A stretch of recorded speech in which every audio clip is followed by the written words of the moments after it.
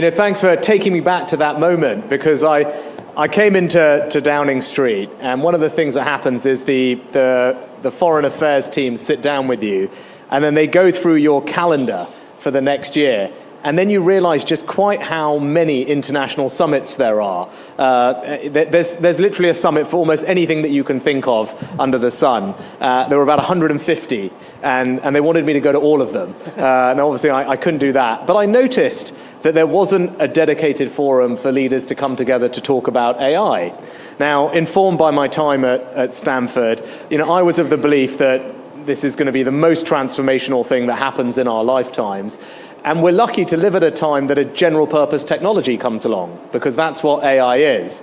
And general purpose technologies have the ability to reshape our entire countries, economies, societies, with huge policy implications. And that's why I thought it was right to bring leaders together to discuss this topic on a regular basis.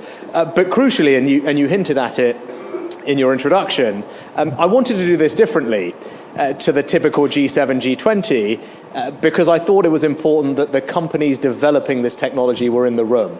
Because unlike previous iterations, it was the companies that were at the frontier. They're the ones that are deploying billions, if not hundreds of billions of dollars. This year, 20 times more being spent by these companies than the entire Manhattan Project, if you think about that major investment by the US. So I thought you had to bring all these groups together to walk through all the issues. That's what we did at Bletchley Park in the UK, and then from South Korea, Paris, and now India, which seems to me a very natural place to be having this conversation to cover all the topics that you touched on, because we're at this particular moment where, and I'll end on this, where I think the AI debate has moved from technology to strategy, from talking about the tools to talking about what countries are doing with these tools to have an impact in their societies.